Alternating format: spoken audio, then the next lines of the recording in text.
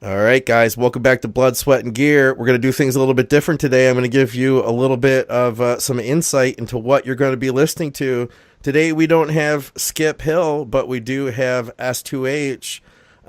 So we give him a little bit of shit to start the show out. And after that, S2H tells us a little bit about his hijinks at the bank. And from there, we ponder some big questions. What were your big questions again, Scott? Did you get any shit for the Blackstone Labs, the Devices Radio segment you did? And then also, has bodybuilding gotten a little unweirder in the last 15 years? Has bodybuilding gotten a little unweirder? So we talk about that. We tell some stories about weird shit that we have seen from people in bodybuilding. And then we go to the break. From there, we answer questions from the board. We have a bunch of stuff. One about blood sugar and keto.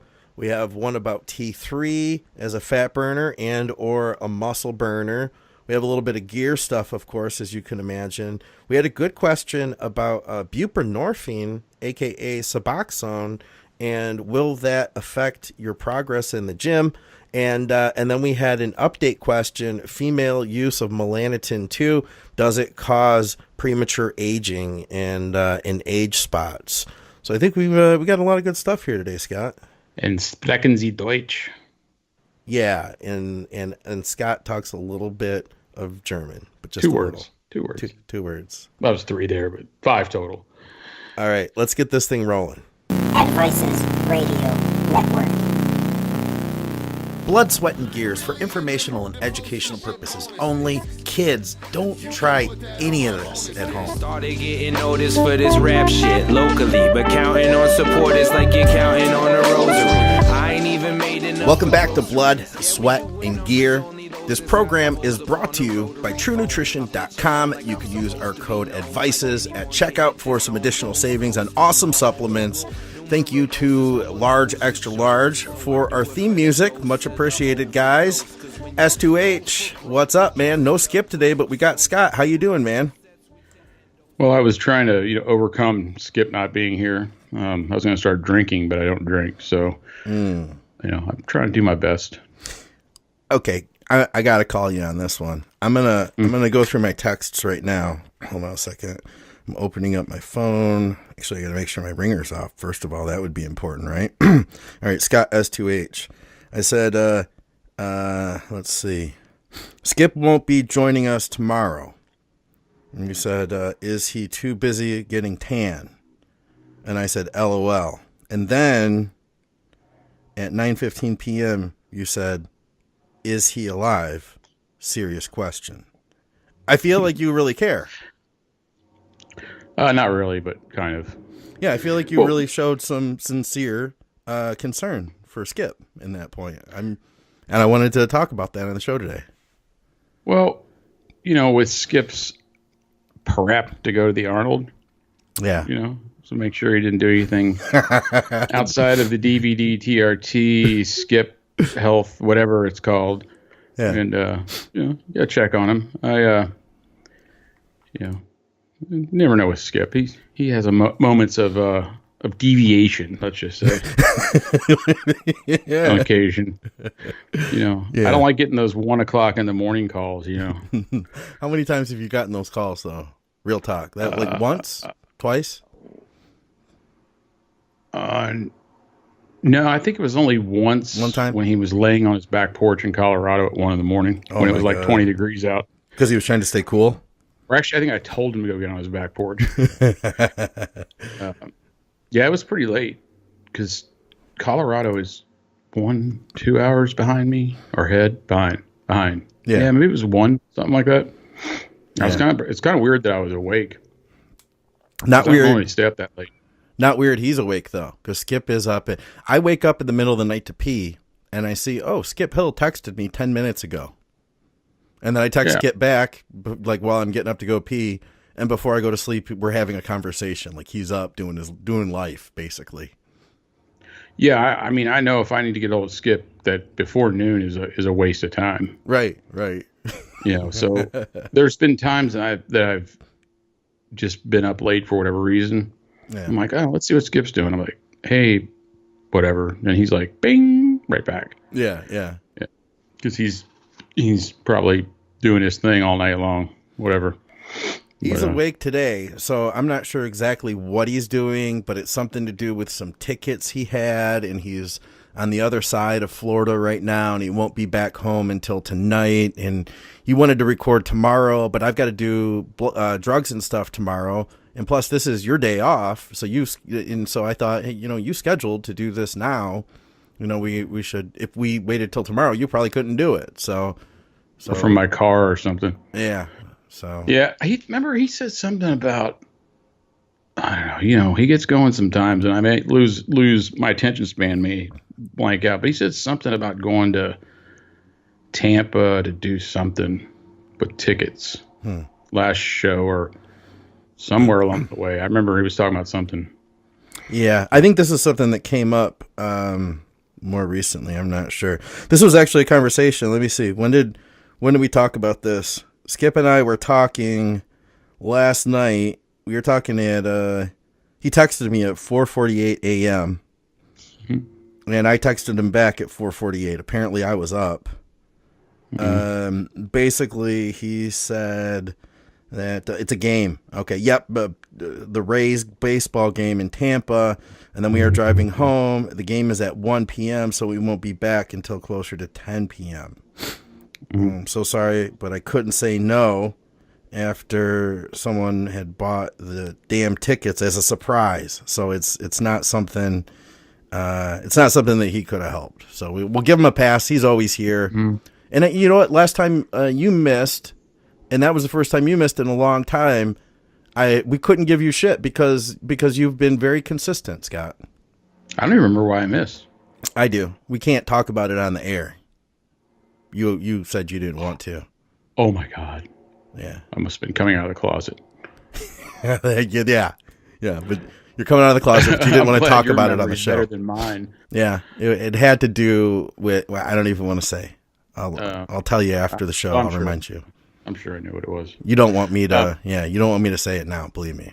Just because I know, because you're a very private person. It was no big deal, and you got the situation rectified, but it required you to drive down to a place and have a discussion with some people, with your wife too, and it was a personal financial matter. Oh yeah. There you go. Yeah, I don't mind. That was so our bank got compromised again. Damn. So were you buying something from like a research site or something? How'd this happen? No, it wasn't me. It was actually. So she has. Actually, I'll explain this to everybody so they can understand it, because this has happened twice, but it's happened two different ways. So a couple of years ago, this is a while ago, because I think my daughter was in college, and she got an alert, from a major bank saying, an alert for withdrawals, and somebody had gotten one of our debit card numbers, and then they sent a feeler out to some fake website overseas, and then they started sending money like crazy over there. Oh, God. And Visa actually caught it. Yeah. And froze it because it was a lot of money. And so we found out what happened is that one of us had used a debit card in a restaurant. What they do is they copy the numbers down and the little number off the back and your expiration date, and then they watch you get in your vehicle. They get your license plate number, and they get all the details off it, like your address and stuff. And then they use the card to make purchases to a fake website overseas, and they start buying fake things, for a lot of money. Okay. And they send feelers out. So they send like below 500, over 5, then over 1,000. And once the over 1,000 one goes, they start just jamming it home. Yeah. Because they don't have a restriction on it. So we put restrictions on them and stuff. This time, someone drove through a drive-through in the same kind of bank. We use a major bank in this state. Used a fake ID of my wife. What? With the birth date was 30 years off. The middle name was spelled wrong. Everything. And they made 8 withdrawals. So 4 out of our checking account and 4 out of an account that she has with her son, my stepson, that's a college account. Yeah. For not a ton of money, but fair amount. It was a decent amount of money at the end. Yeah. And then they caught the people. They went to the same bank 4 times in one day. Wow. to the drive-through, and they finally, at the fourth time, went, "Hey, this is kind of weird. Who drives through a drive-through and makes two of the exact same withdrawals from two accounts 4 times in a day?" I mean, somebody must have got the fucking Einstein Award for that. Yeah, that's a little fishy. And so they we had to go through the whole process of, they have to investigate it. They caught the people, actually, and so we had to switch bank account. It was a pain in the ass. It sounds but like we don't use any. We use all not wireless, paperless banking and everything. Mm-hmm. And they said the only thing they could think that happened was since we moved, something got sent in the mail, and they got the information, because I have other accounts under the same bank, that I have an account that she's not on, because it was for one. I don't even use it. It was for when one of my kids was in college. Mm-hmm. And they didn't go after any of my accounts, so they used her information somehow. They didn't have like PIN numbers or debit card numbers. All they had was basically the checking account number or the account numbers. So then the bank fraud guy said that one of the problems they've been seeing, because this actually has happened in the same area of the state mostly, is that the postal service has been the issue. They don't know if the postmen are taking it, or if they're delivering to the wrong. We've always had group mailboxes, even when we lived in our house, because the neighborhood had one group mailbox, and they could just put it in the wrong box, or they could take it or whatever. So okay. They didn't know. They give you like just enough information to satisfy you, because they don't want to. They try not to admit fault. Right. The banks do. Right. But obviously this was kind of like, hello, I mean, we don't live, this is like 5 hours from where we live too. Yeah.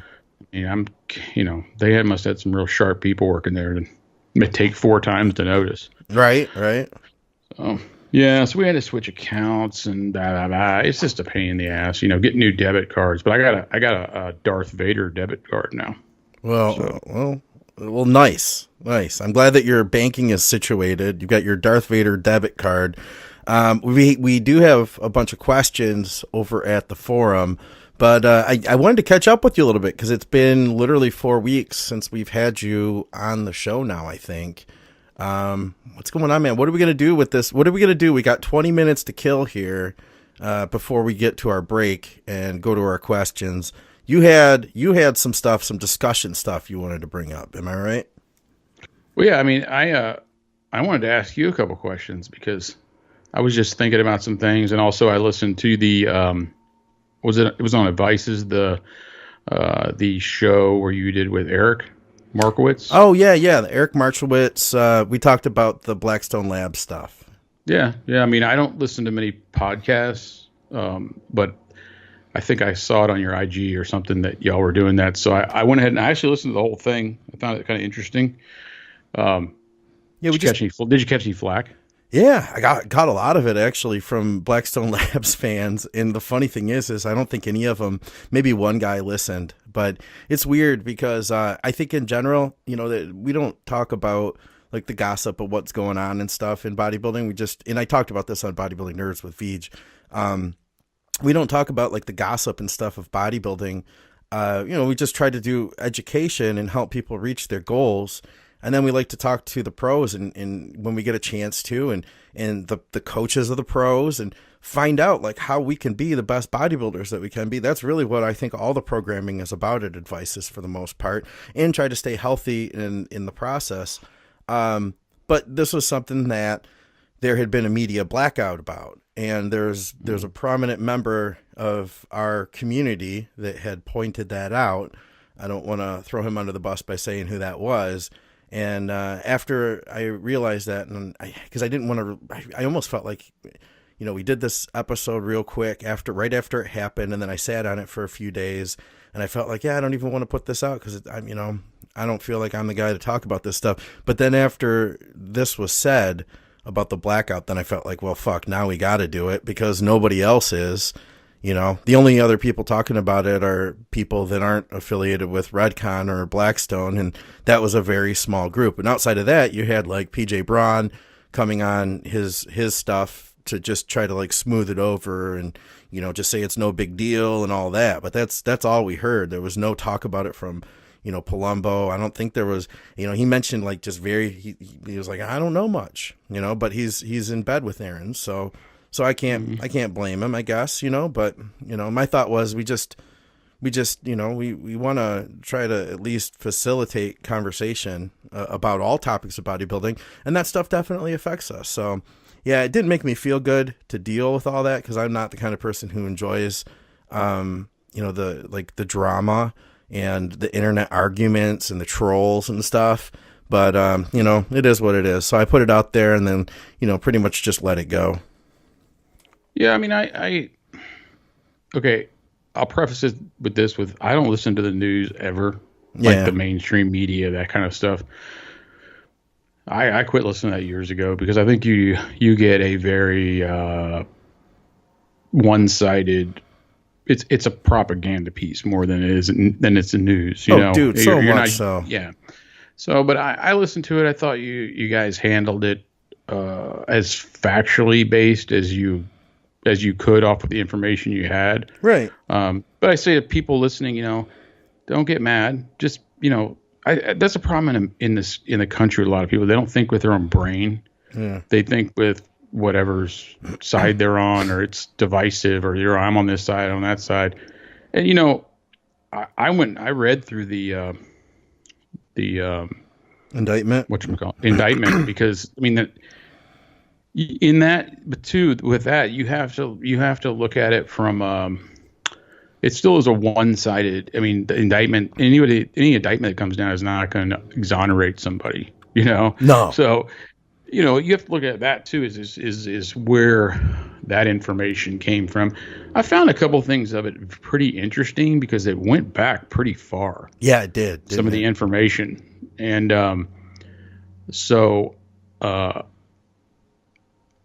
I took my own opinion out of some of that as far as, what that information gave me. But I think that's the best thing for everybody to do is, if you don't, it's always good to read and what's the old saying is, believe half of what you read and most of what you see. So, it's, you got to take your own opinion out of it. I think people can't be objective with certain things. It's just like politics or whatever. Everybody's like all on one side or the other, like it's a war. Yeah. So, you got to take that was interesting because there were, I found there were like, there was no, I don't see why there has to be a side. It's like there are certain people I think that were just so invested, and it's like, to me, that was interesting because it's like, well, what do you even care for? Like, and I think what it is there's some people that, we can get our identities wrapped up around who we think somebody is. And it would, it would go against your version of say who PJ Braun is to hear of some nefarious things he was involved in maybe, and that could be very upsetting to you maybe. And I'm just speculating, but it's interesting to see how like affected people are. But I will tell you this, man, dealing with some of those people, it's like dealing with the fucking juggalos of bodybuilding. That's about what these people equate to. I'm not kidding. So I'm happy to not throw myself in the middle of that again. You know what the Juggalos are? No. They're fans of a band called ICP. So, yeah, I feel like, there's some people. I don't even know who the hell you're talking about. So. There's some. They dress up. Never mind. We'll just move on. But I think the point is that regardless of who owns the company or if you like them or not, I mean. I'd probably buy something from a company if I liked the clothes or the product or whatever. If I didn't even know who the owner was, the owner might be a whole dick. I don't know, Yeah. But it's not like it's funny how in certain industries, not just this one, that that people judge products in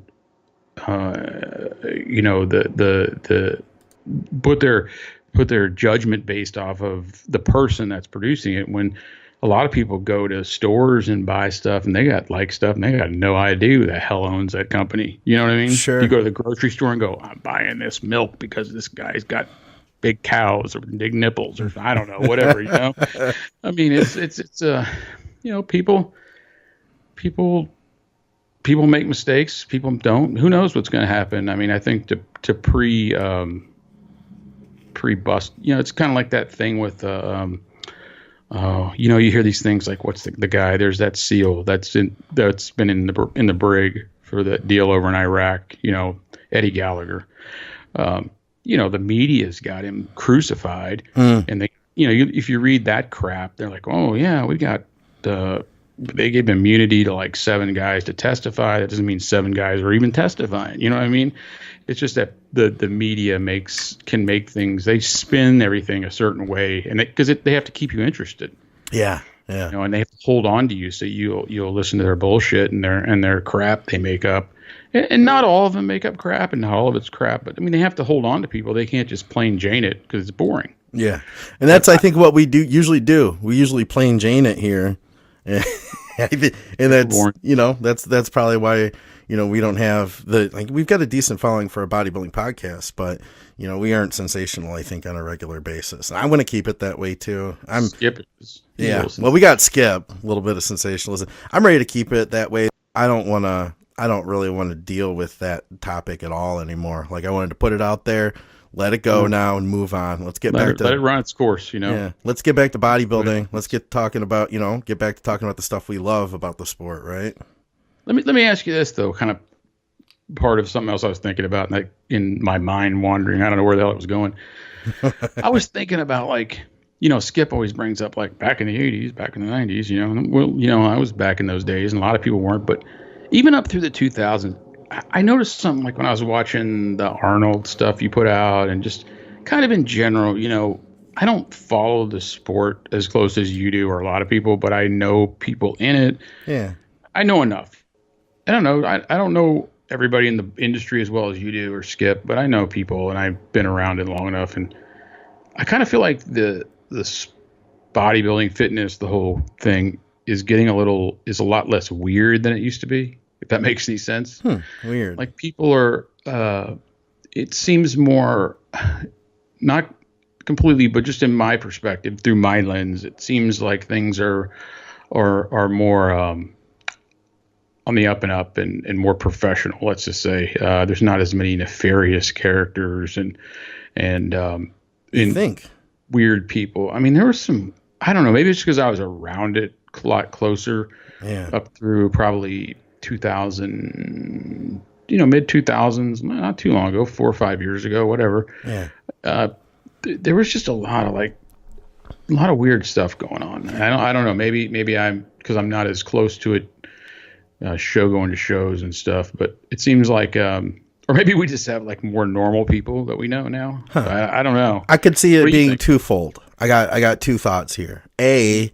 I think that that bodybuilding has become more mainstream, and for that reason, there are a lot more normal people. There's a lot more average, like 22-year-old kids that are just getting out of college and that they're lifting weights, and you know they've been inspired to get, you know, a degree in physical education of some form, or nutrition. Him and some guy and his girlfriend, that this is what they do together. There's like a lot of normal couples, normal groups of people, I think, that are lifting weights and that are living healthy, you know, productive lives.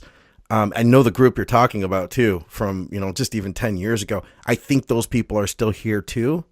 I think that maybe we just aren't focusing on them so much. Like, I don't focus on talking to those people usually, you know, but I mean, they're there. I think that you spend enough time on a source board, you're gonna run into the, you know, like the darker sides of what's going on with bodybuilding. And you know, I mean, I think there's still some weird stuff, man.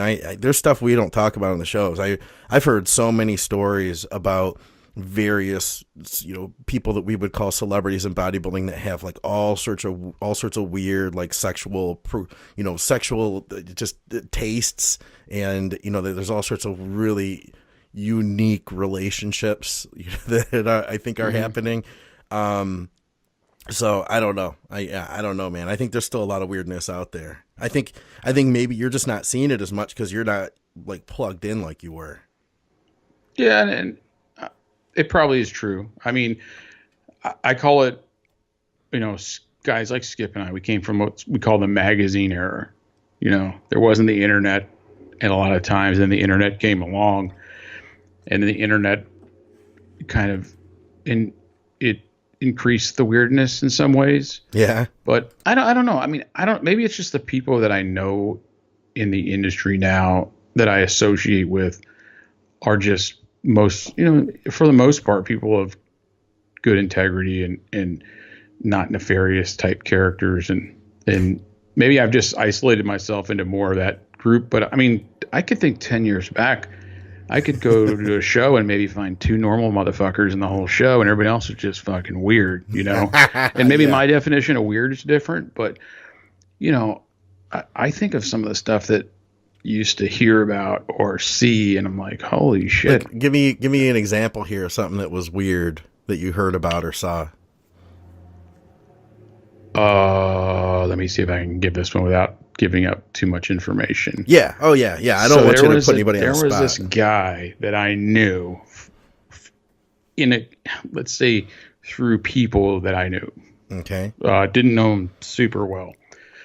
He got fired from a gym as a trainer because he was getting blowjobs from his male clients to pay for training sessions. Wait. And I'm like, that's how they were paying? They were paying him with blowjobs. In the parking lot. Huh. I mean, that's a pretty good deal, really, if you think about it. I mean, what does training run for nowadays? I don't know what training or blowjobs goes for, but yeah, it just, $50 to $100 for an hour of personal training. Blowjob may take 5 minutes, 10 minutes, maybe. And to make that a little more weirder is kind of make it more legitimate weird to me was that the guy's girlfriend was friends with my significant other. Okay, the guy's girlfriend. So your girlfriend was friends with his girlfriend. You knew this was, did you know this was going on while it's going on or after he got popped? No. Okay. After he got popped. So he got popped for this, getting blowjobs from, and is that wrong? Let me ask you that. I mean, I guess maybe not in the parking lot, but realistically, if you just want to go around and help teach people how to get in shape, get a few blowjobs in the process from other dudes, I mean, that's your thing, right? I don't think you should get fired from your job for it. But in the parking lot, in the gym, probably if you're supposed to be getting a portion of that pay goes to the gym.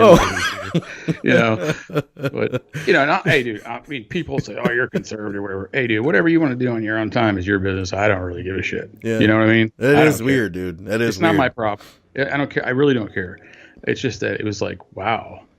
I guess it kind of takes you by, kind of catches you off guard, and just stuff like that. I mean, I don't know. There was, I went to a few parties after some shows, some bigger shows. I mean, there was, I don't think anything there was like overly, I wasn't naive to stuff. Haven't been an angel my whole life. Yeah. But, I don't know. It just seems like, it may be just because of the people I associate with closer that are involved in this, Skip's a weirdo, but he's semi-weird.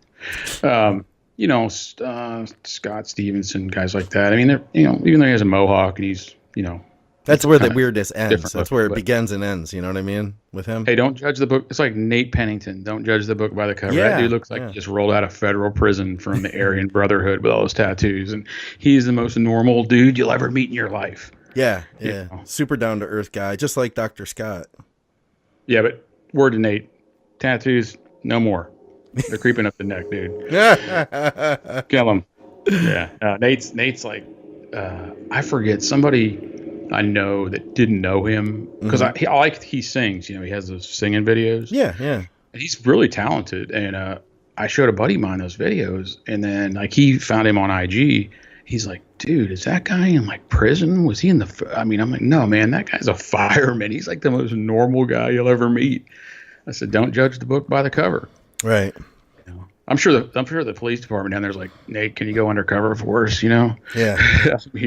because he's definitely He's a great guy. I mean, he really is. It's just I think people would judge that his appearance a lot of times that he might be a little nefarious or something. Whatever, you know. Yeah. He's a good dude. All right. Well, okay. I want another story now, because and I will tell you too. There's still some stuff, like there's still crazy stuff going on. I know of a pro who recently competed, and I don't want to give too much away here, but I know that like this guy he's still partying. He's like beyond the age of should be partying, and he's like getting hammered on ecstasy, partying all night while he's in prep. So there are people that are still doing stuff like that. I think it's maybe not as known as it was. Everybody's in control. Here's what it is, maybe. Excuse me, I just had to burp because I'm drinking kombucha. Everybody is so much more in control of their image with social media. We could put out exactly who we want the world to see us as, and we're not all hanging out in person. Back in the day, the people you're talking about, those are people that you actually saw on a regular basis in person, and they could only manicure their personality for you so much before you actually would see through the bullshit and find out they're getting blowjobs from other dudes in the parking lot. You know what I mean? So, yeah. So there's that a lot of the people, nowadays, it's like we're all considered friends, but we all are connected through social media. And then we see each other for, 3 days at a time when we go out to a show or something. So maybe that's part of it. But I want to, before we get to our break, I want to get another story from you. We're about 30 minutes in now, so we got to cut. But you think of one? I've got another one that kind of goes up the same line a little bit. But so I got a buddy of mine. We've been buddies a long time. Yeah, he's huge. He's a big dude, big black dude. Been in the sport a long time. So me and him are riding somewhere, and he's definitely heterosexual for sure. So I don't know. I don't remember we were coming back from somewhere or something. He's got some really nice cars. We're kind of just rolling down the highway, and his phone rings, and he trains and stuff. And so it wasn't a number that was on his phone thing. So, in the car, you just put it on the speaker. So he's like, hey, what's up? Or hello, or whatever, and the guy's like, says his first name and says, can I slide over and hit that ass or something? And he's like, who the fuck is this?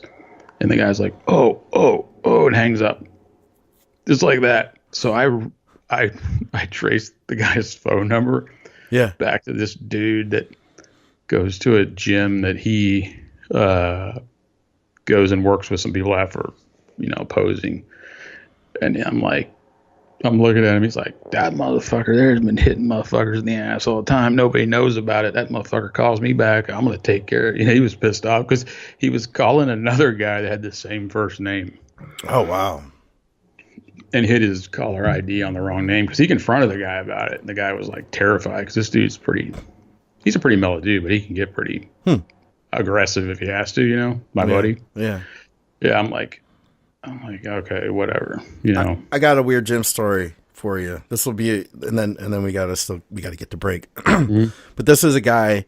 I wish I could say his name because the name he went by, because it would make the story that much better. But he was a character, and I'll say this, he was somewhat of a local celebrity around these parts. Not really local celebrity, but one step removed, where he would tell you about the stuff he did in the media so that you would see him as a local celebrity, and he carried himself as one. And I did witness him in the media more than once. So I know that, this is legit, that he was kind of like D-level local celebrity, which is next to nothing, like me. So anyway, he was working at a gym, and he was always hitting on chicks. I remember my girlfriend at the time, she met him, and afterwards she said, that dude is so creepy. He speaks to me like I'm a small child. And that's the way he would be. He would be like, he'd see a girl and then he'd be like, oh, hello, how are you today? Like, it was really creepy. And he's got like silver hair, and he's talking to girls that are like 20 like that.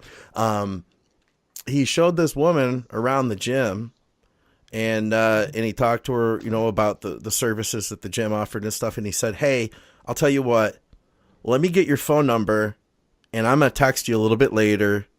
I'm going to text you something and see what you think about it. Okay?" Mm-hmm. And she was like, "Okay, you know, here's my number." So what does he do later? He texts her a picture of his dick. Oh, not the dick pic. Yeah, sends a dick pic. When are people going to learn that doesn't fired. work? He got fired for that one. Mm-hmm. Yeah. So that was, I like that. I'm going to text you something a little later, and I'm going to see let me know what you think about it. And I'm sure she's thinking, look at some sort of offer, you know, no money down, $1 down today, $29 a month. No, it was a dick pic. So I can tell one more real quick because this will interest the listeners more. All right. Then we got to run. Okay. So when I first kind of got into went from the powerlifting thing into the bodybuilding thing, and I started to meet people in my area that were, you know, I got real lucky. I got a coach that had been in the sport a long time and knew people, but he did his own thing. He wasn't the kind of guy that went out to parties, none of that. He's a real serious guy. Okay. But we went to I'm not going to say the show. I went to a show that was a pro show. It wasn't one of the bigger ones, but it was a pretty, you know, it was a pro show. Yeah. And I knew somebody from this group of people that knew somebody. Actually, I think it was the same dude that got called on the phone in the car. And he's like, "Hey, man, we're going to go to this party." But you had to have, it was the after show party. You know, you had to have a pass. It was a private club that you couldn't get in. There's really they got it locked down pretty tight. You know what I mean? Okay. And so he got me, or one of them we got the passes to go in. And I didn't really know what to expect. You know, I was kind of new to this thing. So we're talking like mid 2000s, early 2000s, somewhere around it, or mid probably. Yeah. And we go to this club. And are you under an overpass, by the way? I'm just wondering. No, I got a truck going by me outside. Okay. There's a road right out here. Is it better now? Yeah, it's fine. I'm just hassling you. Well, no, I'll let everybody know that I am by the window because my wife's got the flu, so I couldn't use my closet. Oh, okay. So we go to this club, and, you know, I'm like, oh, this is going to be pretty cool, you know? And I didn't really know what to expect. And my buddy, it was him, because he goes, "Yeah, you probably see some shit in there." He's from the hood. He's like, "You probably see some shit in here kind of you ain't used to seeing or whatever." I'm like, "All right, whatever, dude." And so we go in, and we go through the door, have a little passes to get in. And there's it's like, what drug do you want? It's like a freaking buffet going down the line, you know. And there was, at the time, multiple people that would have been well known in the industry, competitors that were very high ranked, doing whatever, you know. I mean, it was like a fucking drug. It was like Woodstock or whatever, you know what I mean? Oh yeah, it was like, oh man, this is and then that kind of led into, once I got more in, you know, you hear these stories about people, and, you know, they could or cannot be true, but there was a tremendous amount of drug use back then that I saw. And I'm not talking about smoking weed, you know, pills, whatever, cocaine. Yeah. And I wasn't really that kind of person. And, but I didn't go hang out in those environments. But after that, it kind of opened my eyes to like, okay, there's a lot more going on in this shit than steroids, you know? Oh, yeah. And, yeah, it was, you know, I guess it shouldn't have been that surprising. And after that, as years went on after that, I was like, oh, yeah. Because, you know, in the powerlifting circle, there's a fair amount of drug use, especially painkillers. Oh, yeah. And in powerlifting, I see a lot of alcohol, too. Yeah. Yeah, especially guys that are in weight classes where they don't have to make weight. Another time I'll have to tell you my story about when I had a training partner that used GHB, and I didn't know about it. And it was a little bit after I got in recovery, and he had a serious problem with it. I ended up having to call the paramedics while we were at the gym because he was overdosing at one point. That's the day I figured out he was using it. Mm-hmm. That's an interesting story. I'll tell you that one another time, though. Let's get to break, and when we come back, let's do some bodybuilding questions. What do you say? Cool. Right. Sounds good. We'll be back in just a second, guys. Oh, well, hello. I didn't see you there. My name's Scott McNally. Thank you for listening to S2H and I today on Blood, Sweat, and Gear. And thank you for not fast forwarding through my ad, because True Nutrition is helping to allow me to continue doing this full time. So thank you, True Nutrition, for supporting what we are doing at the Advices Radio Network. And guys, if you want to support us, you can support them. They have the world's largest selection of high quality protein powders, all sorts of custom blends, things that you can put together yourself. If you want to do some mad scientist stuff, you can add boosts such as electrolytes or vitamins. I believe they have a probiotic boost. These things can all be added directly to your protein. You can choose what kind of packaging you want. So if you want to keep it cheap like me, I just use the Mylar bag. It's a lot. I think it's better for the environment too, is my guess. You can get all sorts of different flavors. Right now, I just ordered the raspberry souffle in Team Skip. I'll let you guys know what I think about that. I also ordered some MPA muscle intrusion, intra-workout carb and amino blend, and some vegan proteins too. So I'm gonna check all that stuff out. There's like 20 billion possible combinations that you can create. Tons of great flavors. And guys, if you use our code ADVICES, that's how they will know that you support the program. So thank you guys for listening to Blood, Sweat, and Gear. Let's get back to S2H and see what he has to say. All right, guys, and we are back. S2H and myself, Blood, Sweat, and Gear. We're over at the thread in the forum. So guys, we would love to have your participation. If you want to take part, we would love to use your questions to create content for the show. So if you can think of something good, send it on over. We've got the first question here. And by the way, this is at forum.advicesradio.com. Or if you just go to advicesradio.com, there's that button that says, bodybuilding, Advices Bodybuilding Forums. Just click on that. Then go to the bodybuilding section, and you'll see all these threads that are stickied at the top. We are in the Blood, Sweat, and Gear thread. Hey, guys, keep up the great work. Here's my question. I tanked my test, LH and FSH. So he had test was 192, LH was 1.3, and FSH was 1. I'm new to gear, and I followed what I know now, thanks to Advices Radio Network. He says, I followed what was bad advice. It says now that and he's saying he knows that thanks to the fact that now he listens to Advices. So, after speaking to a HRT doctor, I was prescribed HCG to get back to a normal state. The interesting part is that the doctor said I should expect to be producing 800 to 1,000 nanograms per deciliter by the end of it.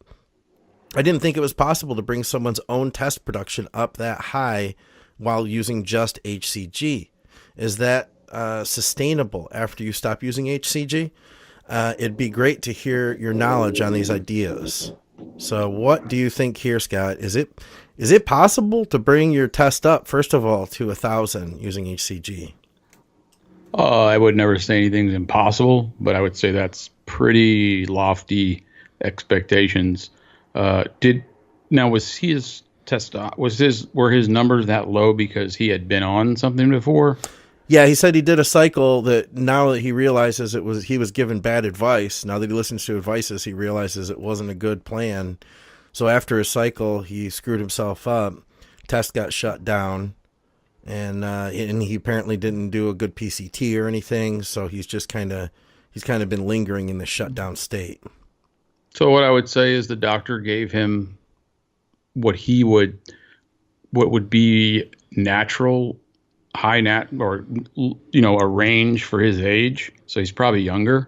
Yeah, I would guess. I would say, and so if the doctor really believes in HCG to recover, to make him recover fully, then those are the ranges for his age group. I'm going to say he's probably pretty young, and so he's basing it off of, okay, we'll use this pharmaceutical to revive your natural production, and you'll be in this range because that's what, at your age group, you should be in. I mean, if he's 18 or 19, I would say he's probably guessing he's probably in that age group with that range being given to him. Okay. Because outside of that, really young, late teen, that age group, you're not going to have normal ranges that fall up in that 800 plus to 1,000 range, little. And you got to remember something. This is not written in stone that everyone at a certain age has a certain range. Right. So that's just whatever the different computer algorithms and programs that the doctor's typing into his computer tell him that someone should be at that age. And you may or may not recover to that. I think that's pretty lofty, though. And if you do get up to that 1,000, you think you'd be able to stay there? Because I feel like unless you already were a guy who was pumping out 1,000, you're not gonna start doing it now and stay there just because you took some HCG. You know what I mean? Yeah, maybe if you're 16 or something, 17, 18. It's hard to say. I mean, like I said, those ranges are very generalized for age groups, and they're not. If I took 50 19-year-olds and ran their natural testosterone, they'd be all up and down the spectrum. I think you'd be lucky. I'm just going to throw it out there. Let's say the guy's 20. Yeah. I'm going to say, if you pop it back up around 650, 700 naturally, that's probably be pretty happy with that. Yeah, and you know what too? You don't have to have like 1,000 nanograms to feel good. Like there's a lot of guys that don't know what their test levels are, but then they go get it tested and they're 500, and that they're walking around feeling fine with that. So it's all what your body's used to normally. That's where you want to be, is where you feel good. I think that, this is a good plan. It's kind of like he's pretty much putting him on a post-cycle therapy now is what this comes down to, right? And hopefully he can restart and reboot and be back to normal. But also remember from here, I will say this too, and you've probably seen this, Scott. I feel like some guys are more sensitive to being shut down than others. Like there'll be some guys that bounce back fast, and then there's other guys where it's a real project to get them to bounce back after a cycle. He may be a guy that has a hard time recovering. Yeah, I mean, some people get suppressed one time and they don't ever recover. Some people bounce back on their own in 2 months or whatever. Yeah, it's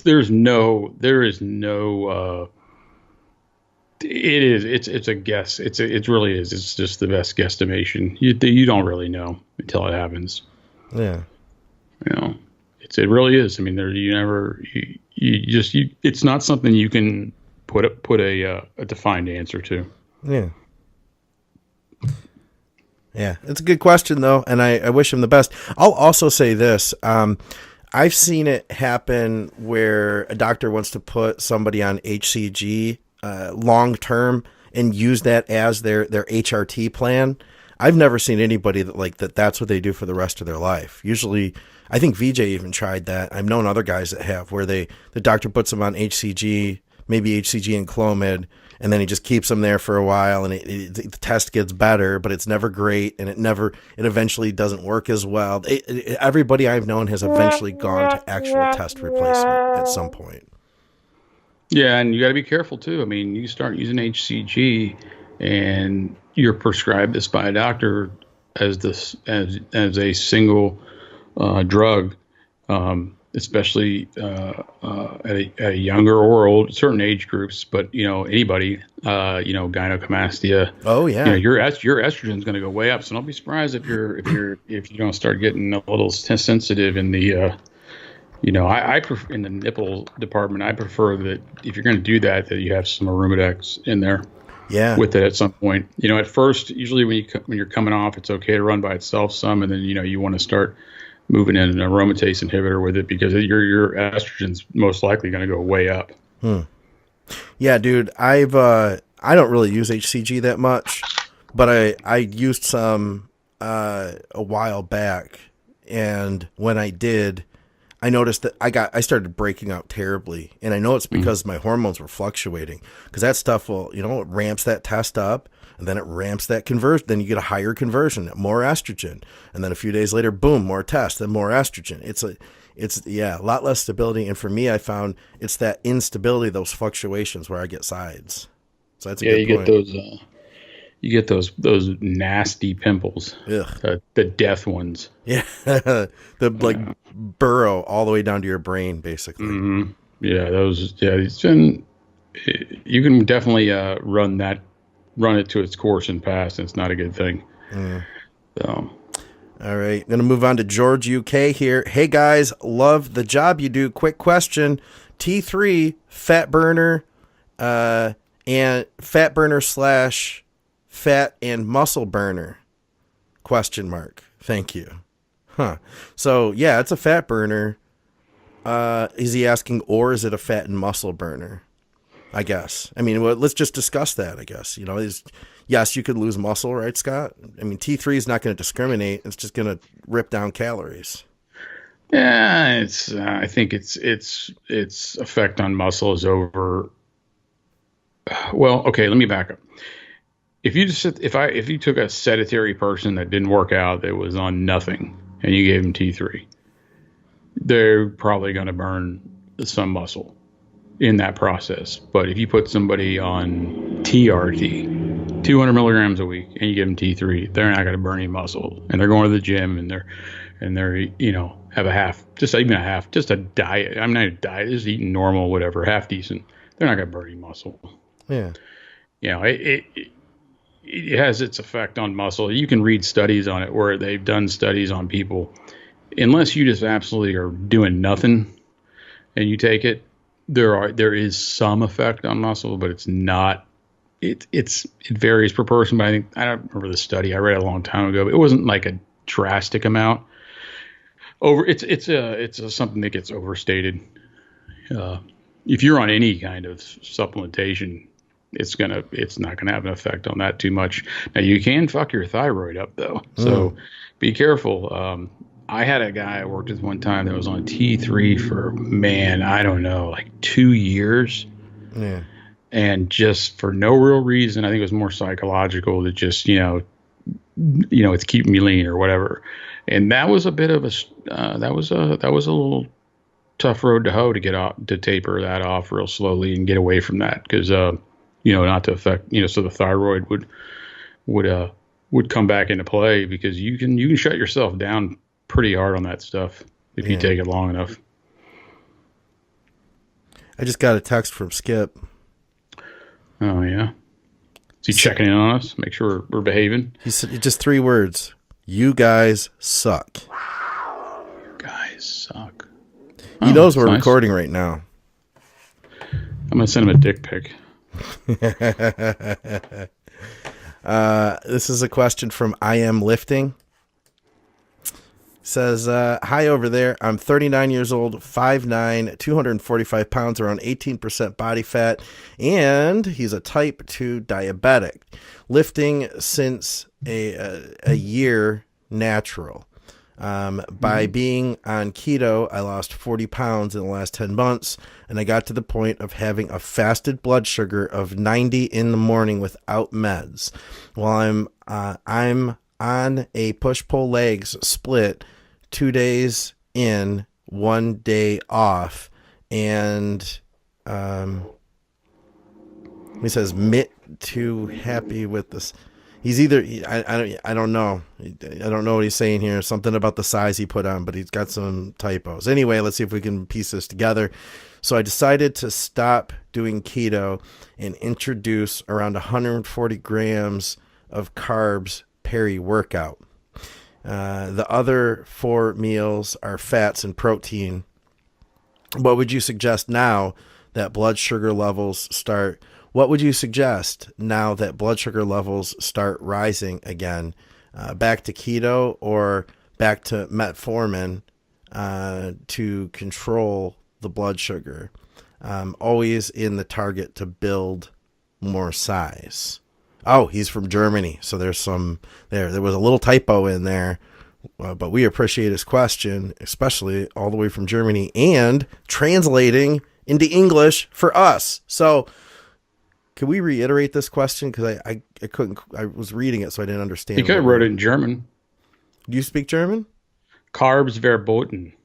What does that mean? That means carbs are prohibited. Oh, carbs are prohibited. Yeah, so I was born in Germany. You're kidding. Oh, I knew that, didn't I? Yeah, my German's, it's okay. You Not good enough to read is to hold a conversation like in depth about this, but Scott Stevenson knows German. He lived there see, for a we're while. both cool. Yeah. Scott, it's a Scott thing. And you're also the same person as far as many people are concerned. No, I don't have a mohawk. Yeah. So he's saying, so he went to adding carbs intra-workout, a lot of them too, 140 grams of peri-workout, so around his workout. And the rest of his meals were fats and protein.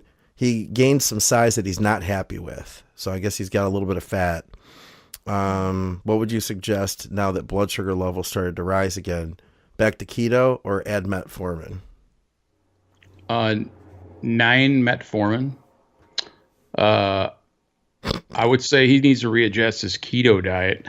He probably doesn't have enough fat in his keto diet, I'm gonna guess. Yeah. That seems to be, I don't know what plan he's working on, what keto plan, because keto's so general. It's like, I'm on keto. Well, that tells me not much, I prefer to go more like the paleo route, if you want to call it that, where you have a lot more fat in the diet. Germans, their food, I've lived there. I know. I mean, the selection it's a little harder sometimes to go, with certain things. But I would say look at the diet, look at the keto. I would say don't get back on the metformin. Go back to what you were doing. Being type 2, he's got insulin issues, obviously. Go back and readdress the keto diet and don't go with so much of the high protein side of it. If he's going high protein, and drop the protein down, but make up a lot of the calories. And just in fat, I mean, you can go 60% of your diet in fat or somewhere around there, maybe even more. Yeah. And you can actually, that fat can convert in the body, and you can get out of that what you'd get out of adding the carbs in. But if you're putting just that amount of carbs in and your blood sugar is already going back up, probably because you're putting some body fat on, or possibly, or it could be, I don't see how that many carbs would be that big of a deal. But go back and readdress the keto diet and get a lot more fat in it. Don't get real super protein heavy, which a lot of people do, and get the fat and get it converting in the body to glycogen, which will help you grow and will also keep you from getting your blood sugar up. Look at your cardio too. A lot of guys, when they start to put some size on, will negate cardio or take it out of the plan. You may need to keep some of that in, even if it's just, just treadmill, medium pace stuff, 3 times a week or whatever. Don't drink any beer either, because Germans drink a lot of beer. Yeah. So that's why there's a lot of type 2 diabetics over there sometimes. Readdress it. I just from a health standpoint at 39, I wouldn't say let's go back on metformin when you had a plan that was working, and maybe you could adjust that plan to where it meets your needs that you're looking for, your goal, and you don't affect your blood sugar. Yeah. Germany. How long did you live there? Total? Yeah. I was born there. Yeah. So, 4, 5. Born there, and then went back probably 8 years. Oh, no kidding. Yeah, total in my life. So you went back there. You're telling is what it sounds Yeah, I like was you're stationed saying. there. Oh, okay. Yeah. So I went there. I've been there maybe even more than 8 years. What was your mom doing in Germany? Oh, my dad was in the U.S. Army. Oh, okay. Yeah. She was giving birth. She was American. Parents were American. Yeah. I was just born there. So, I was bilingual when I was 4. No kidding. Yeah, my German's not any good anymore. I mix it up with Spanish now. It's funny. I was just saying the same thing about French. I was trying to count in French, and it started mixing with Spanish. It was like 1, 2, 3, 4, 5, 6, 7, 8, 9. That's that was my that's French. what I would do. I'd be like 1, 2, 4, I'd be like all over the place. Yeah, it's like anything. When I went over there as an adult, it's funny because I can read German like perfect, like enunciation wise, and I didn't even know what most of the words even meant. And then I had a German girlfriend, so I lived on the, at her place for a lot. So then I had German TV and all that. So I was pretty decent for a while. I'd get around. It's funny how you lose that after you go away. You know what I mean? Well, being from here too, and my Spanish isn't great either, but I mean, it's okay because you're around it a lot. Yeah. Things. And so it's like, okay, it's just like you said about the French. My brain's like, oh, Yeah. like what the hell language am I speaking? It's like a hybrid, Hey, you know what we haven't talked about in a long time? This is off topic, but it relates to bodybuilding stuff. We haven't talked about D&P in a long time. I know you're happy about that. There's this one thing that you could have not brought up. That would be fine with me. The reason I mention it is you had sent me some notes on how to run the D&P protocol that you had going before.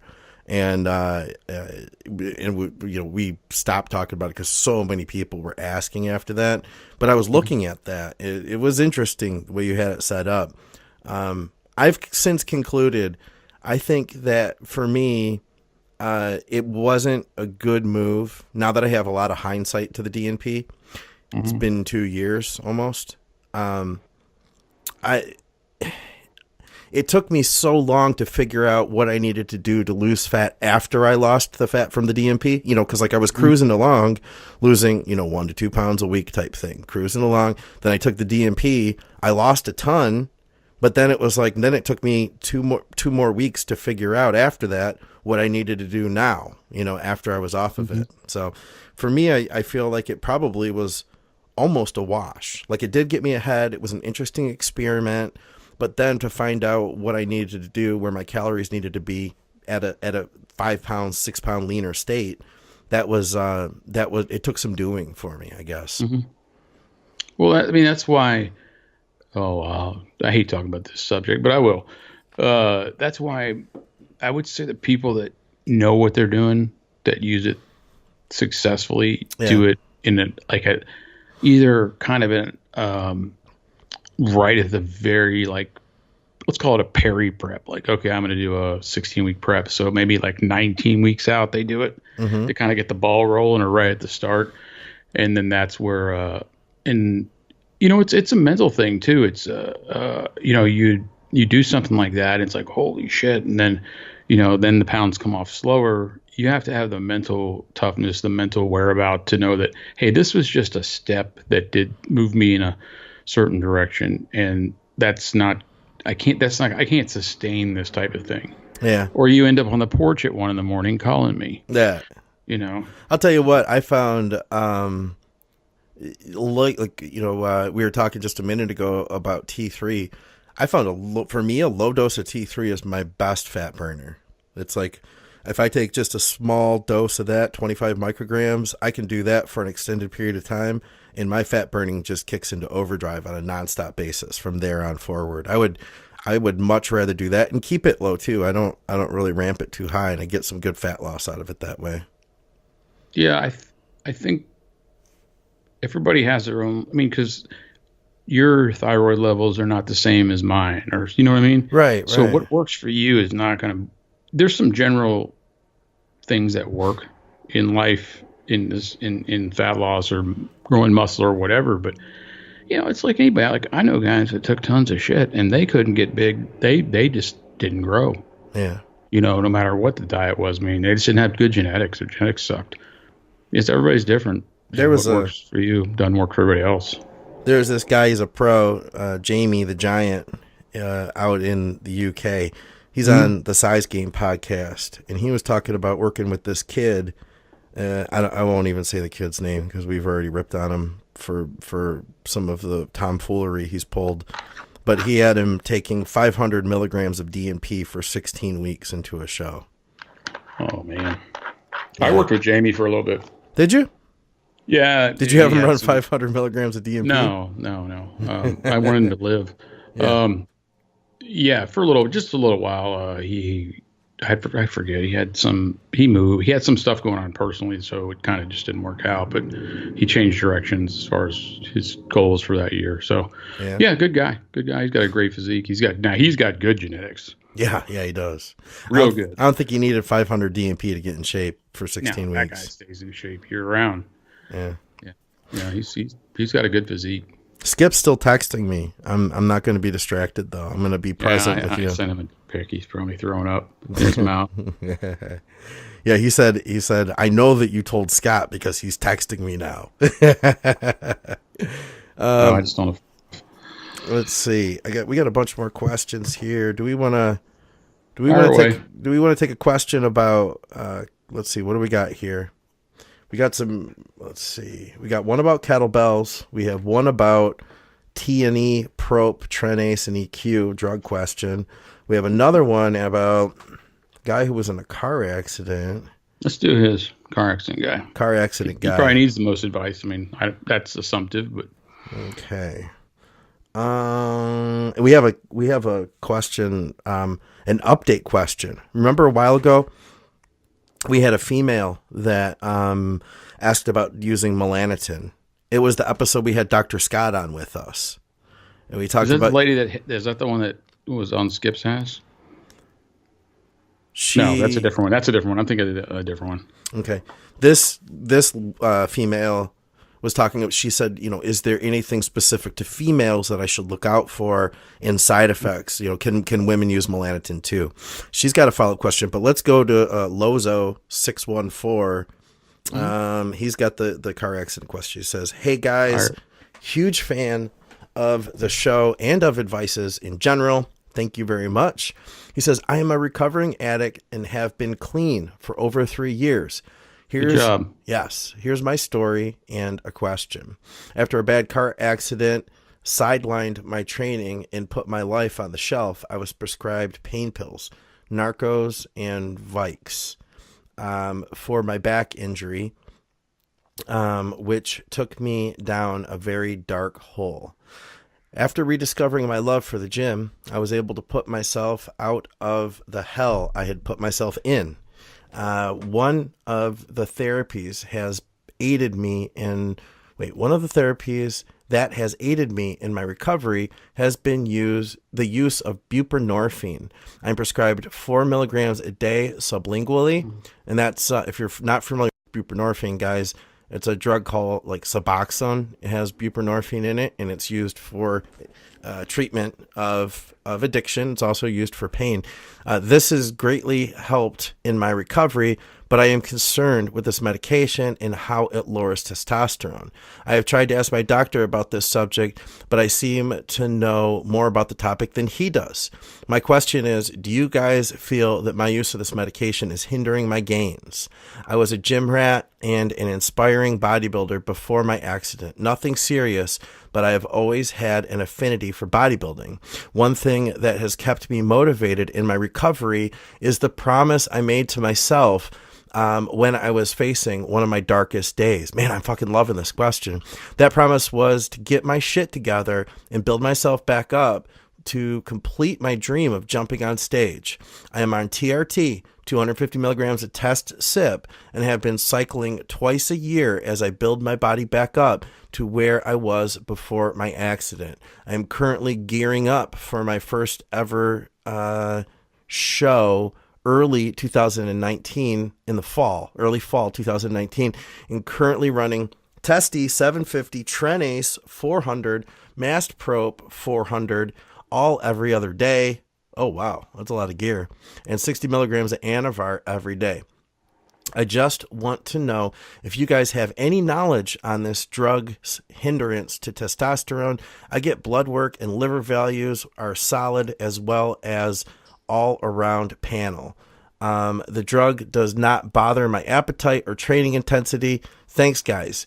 Please keep up the good work. You are a lifesaver when I'm doing my morning cardio. Peace, gentlemen. Q Skip's wildcat sound effect. All right, Lozo, this one's for you. All right, man. So, Scott, I have a lot to say on this, but you are the senior member here of our team. You get first dibs. What do you have to say? What was his cycle? I missed part of it. Okay. It's 400 something. Okay. 60 Anavar. He says, okay, so here's the way it reads, and I think that this part of this has got to be mistaken, because he says 750. Okay, hold on. I think I figured out what he means. But he says 750 testy, Trenase 400, Mast Prop 400, all every other day, and 660 Anavar every day. So I think he means he's taking those doses I mentioned, 750 test, 400 Tren, 400 Prop, broken down into every other day, not 400 each shot. Yeah. Okay. So that's a cycle. I don't think you have to worry about your test being lowered by buprenorphine on that. Boom. That was going to be my answer too. Yeah, I don't think that's like, that goes back to like the T3 question, you know. Yeah, if you're taking a gram a week of tests, is T3 going to eat your muscle away? Negative. Yeah. So, no. I mean, obviously he knows that eventually he's going to have to get off that buprenorphine, because it's, you know, I'm not going to tell him anything he doesn't know. But, yeah. No, I mean, no, it's not getting lowered. So, doing what you're doing. If you're breaking those down every other day over a week, so you're talking, that's about right. I don't know. It's probably heavier than some people would go, but I don't think it's anything. In this day and age, it's kind of like middle of the road cycle. Yeah. No, I mean, it's you must like pinning, because that must be a joy. Why is he doing so much? Why is he doing all this? Like, he's not competing until the fall, Scott, and we're in the spring now. What's he doing Tren Prop and Master on Prop for right now? That's probably a good question, but my hypocrisy only goes so far, because I've probably done that a couple of times before. So, I mean, dude, if it's working for you, roll with it. But, I think you could, I mean, if you spun it around, you could probably go and run a gram of test a week and just cut everything else out. And as far as wanting to build muscle, that would be just as good. But I don't know. I mean, some people react different to certain stuff. I mean, if he's getting what he wants out of it, and he's improving, you're gonna have to put the brakes on that eventually, though, and take a little time off where you go into a prep, because you're gonna be pounding that back in there again pretty heavy. Sure. I mean, I would probably say, you could run like 300 milligrams of test every other day or something like that. I'm a big every other day guy, or at least Monday, Thursday. I don't like once a week stuff. So yeah. If he can do that, if he's a little pin cushion, he's okay with it. I don't know, go with it, see what happens. But here's the deal too. He's at a point in his life, he only does 2 cycles a year, he says. So he's not burnt out on pinning the way you or I are. Yeah. I freaking hate doing a shot. I hate it. It's the last thing I want to do. Yeah. I can't remember. I don't even remember the last one I took. I'm like thinking, oh my God. Yeah, I mean, if he's running like a 12-week or 16-week of this or whatever, and then he's going to take a cruise till he gets ready to go prep 6 months later, 5 months from now, or whatever he's going to do. Yeah, I don't know. Just do it. Yeah. So buprenorphine, that's one of his questions here is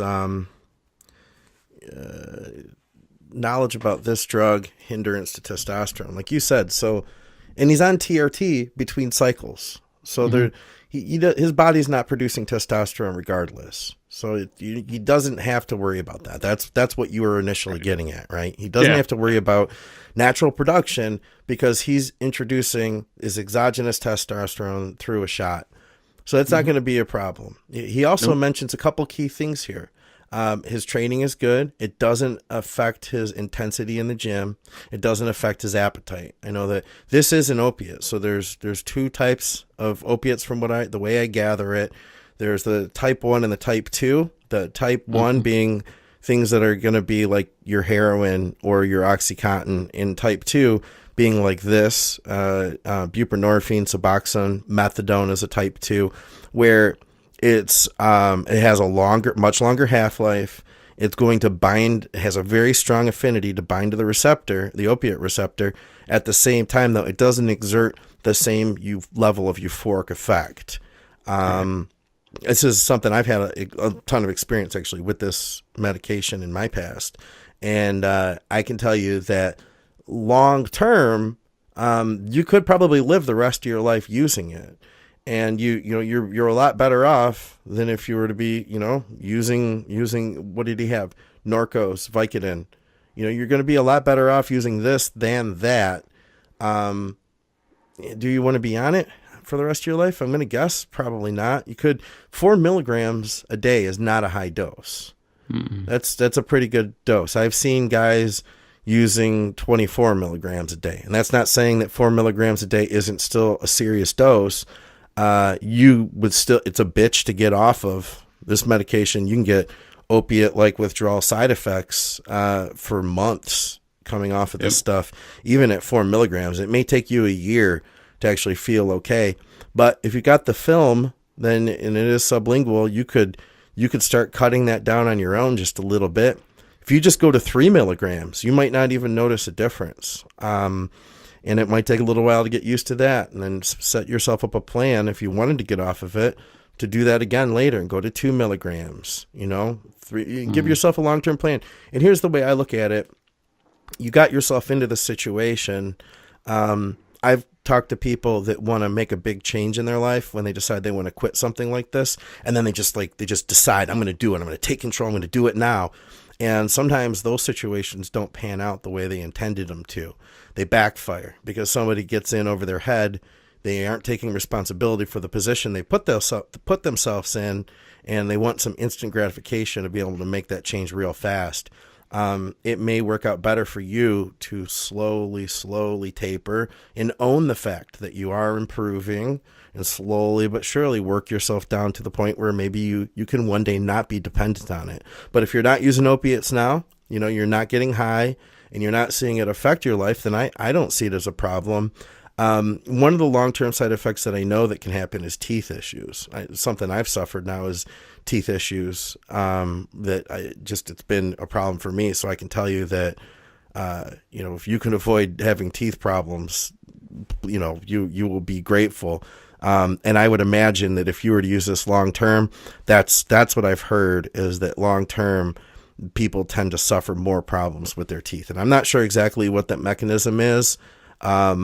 But at 4 milligrams, you're in a small dose, and you could probably get off that a lot easier than if you were taking a higher dose. What do you say, Scott? And I'd say the next thing is to keep in mind, 'cause I'm pretty in tune with this.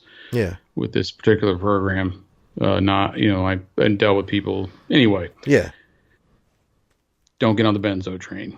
Because that's what the doctors will do a lot of times. Is they'll bring you down off of one, and they'll use benzodiazepams to compensate for some of the issues. Okay. And then before you know it, you're off one thing and you're hooked on bars. You're hooked on benzodiazepams. Oh God. And that's a mess.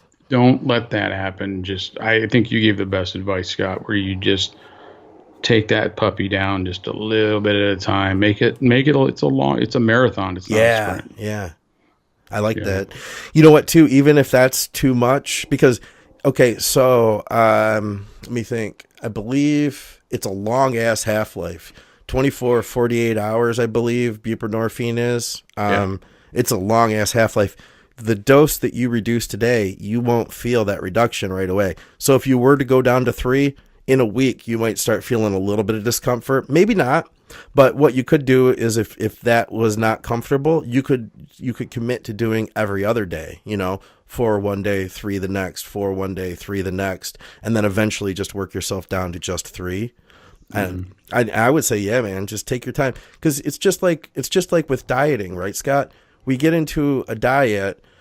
If you just take your time and you improve a little bit of what you're doing, look at what you're doing currently, and then you make some small adjustments to that diet, you are making progress, and that's all we need to do is just note that you're making progress. And that's if he wants to come off. He didn't ask us how to come off the stuff. Maybe he doesn't want to. And if he doesn't want to, he just needs to be at peace with that himself. You know what I mean? Yep. He's a good human being.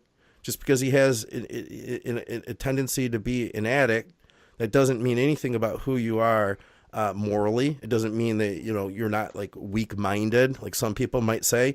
I truly believe that, some of us have that tendency. And, just so as long as this drug isn't impairing, you in any way, and that includes your self-esteem, then I'd say, you're in a fine place, man. You're clean. You've got some goals in life. You're building muscle. You want to compete, which I celebrate that, man. You're doing good things for yourself. You're not it doesn't look like you're really abusing steroids, alternatively in place of the other drugs. You're using them the way, like you said, Scott, this is a pretty moderate cycle. I support this guy 100%, man. I think he's doing good stuff. Yep. You can tell I get real emotional about this one. I know. I'll let you keep going. Well, I'll go down to Kelsey B. We don't have Skip talk about this one with us. Oh, good. That's probably a good thing. Wonder if I can call him. Oh God, no. I'm gonna try calling him. Oh God, this is gonna go on forever. Hold on. Let's see. We're gonna bring Skip in because we got this question here. Let me see. First I have to go to Skype. Now I need to go to add caller. We're gonna use the dial pad. And let's see here. I gotta find his number first of all. 8675309. Is that Jenny? I put Skip's number on a Love's truck stop bathroom wall not too long ago. Did you really? Yeah, just for the fun of it. That's good.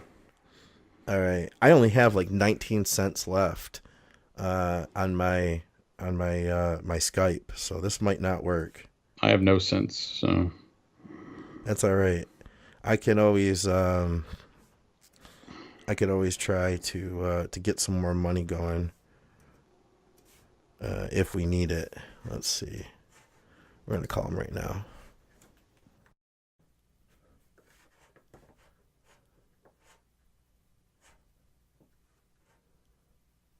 I don't hear anything. I don't even hear you, Scott. I'm here. Oh, okay. Maybe he turned his phone off. Okay, hold on. I'm going to text him to let him know. Maybe his wife made him turn the phone off. Hi. The Umail subscriber at 3. Nope. All right, I texted him. We need Skip for this one. Did you tell Skip I only have 15 more minutes?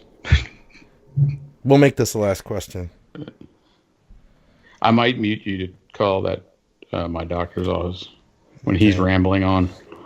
Okay, I'll see if he texts me back in a minute. I found out about this place that does labs, by the way. Speaking of doctors. SpectraCell. You ever hear of them? Never heard of them.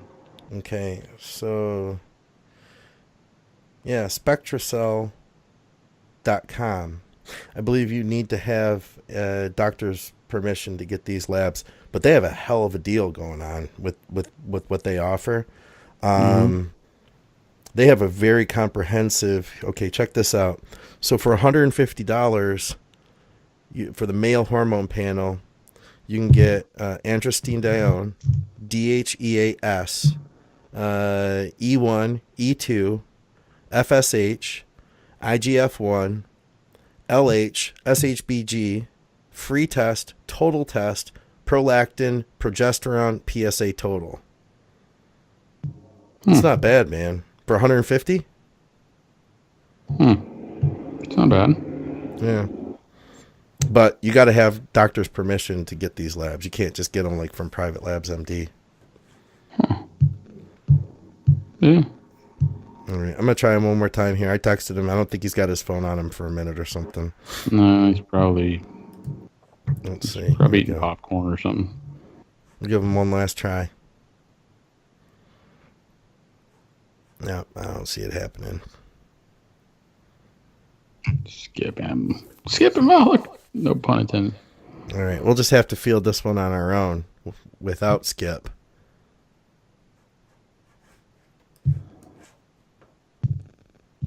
I'm just waiting to get to his voicemail so I can hang up on him now.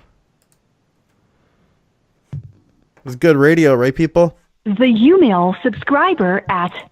All right. Here we go. Previously, I wrote in asking about melanotan 2, decided to give it a try, and have been using it for a couple months now. I have noticed what looks to be like age spots on the back of my hands and on my face. Is this a typical side effect? Everything else is going great with it. I know quite a few people have experienced nausea with it, but I had that only once or twice. Thank you. Age spots. I know that it'll make your freckles darker. So, especially in females, with males too, but even more so in females, if you have scarring, if you have spots of the skin that are age spots, I've never called it that, but different things like that, they become, sometimes as melanotan, they will become more defined. And I've seen that in some women. So yeah, I mean, it's going to amplify any blemishes in your skin sometime in some degree. And I don't know why in women, but I don't know if I've just seen more women use it than men. That's probably one of the cases. But yeah, it seems to amplify spots. Back of the hands is a commonplace. The face. Yeah, I think if you have really perfect skin, it just gives you perfect dark skin.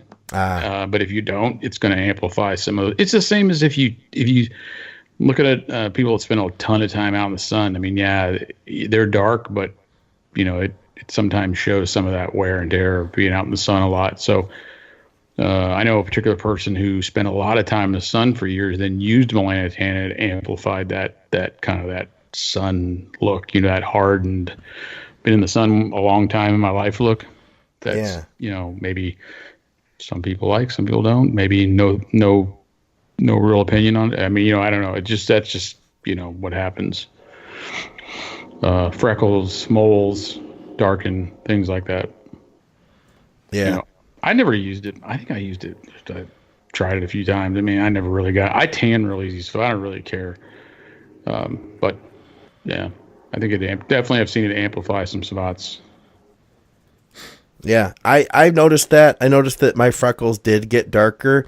And in fact, I got a couple new freckles that didn't exist before. New ones? Yeah, I did. So I think that's pretty well known that that's going to happen. I'm not sure whether they got lighter again afterward or not. I can tell you though that my skin's never been the same. Like after I used that stuff at a real intensive dose for a while, that was like at least 7 years ago. And I have never gone back to being as pale as I was before that. You aren't the pasty gangster anymore? No. I always appear to be tan now. Like I used to be the whitest guy there was. Maybe it's hanging around VJ. Yeah. Well, like Skip. Could you ever imagine Skip not being tan now? You know what I mean? Like, let's make something straight here. Skip is not tan. Skip is beyond tan. No, that's what I'm saying, man. Like, could you ever picture Skip pale? Like, I don't think even pale. He's gonna retain he changed something. You know what I mean? He changed his DNA. Yeah, Skip legitimately looks like he's not a white guy. No, you're right. He doesn't. Yeah. I mean, he's got issues. I need to talk to him. He's a fucking counseling program or something. He's a 12-step program for that shit. Yeah, for like dysmorphia of some type, skin dysmorphia. I mean, if Skip was a chick, he would have like 55 quadruple Z tits. Yeah. Oh yeah, man. He would be living at the friggin' Botox and the boob doctor. I mean, he would be like, he'd be Skip Plenty or something. He'd have shit hanging all over him, butt implants. Yeah, he's got issues. But you love him. We figured that out at the beginning of the show. Hey, let's get out of here, man. I know you've got stuff to do. I got to get going to the gym. We missed Skip, but we still had a lot of fun. We answered some good questions. So I gotta go to the gym too. Yeah? What are you training today? What is today? National Chest Day. I don't know yet. I went Thursday, Friday, and Saturday, so I don't remember what the hell I did. Okay. I lost 9 pounds. Hell yeah, man. Yeah, Nice. I've been hitting the cardio pretty hard. I kind of jacked my left elbow up the other day, so I'm going to have to take it easy on that. But I still go out and bust out the cardio, and all that. And do a little. I'm kind of a WISP trainer right now, but it's working. All right. All right, well, let's get out of here, guys, for another episode of Blood, Sweat, and Gear with Skip Hill, Scott McNally. We had Skip Hill's not with me, is he? I just said Skip Hill. My God, let me try that again. All right, guys, for another episode of Blood, Sweat, and Gear with S2H. I'm Scott McNally. No Skip Hill today, guys. We will see you soon. Out. Just perforated, driving to the third place. It's work day. I know I never learned, but I earn wage. Got no time to work out, so I'm turd shaped. I ain't ran a lap since Thursday, December 8th, 2013. I'm trying to get those Nina Toten Berg plays. I want it in the worst way. It's Bernstein, not Bernstein. Yeah, I know I have trouble learning names. Burning like the muzzle off a 38. Rough like the trade on your dirty face. Perfect day, surging with imperfect rage. Nuremberg the place. Nerd alert embrace. At Voices Radio.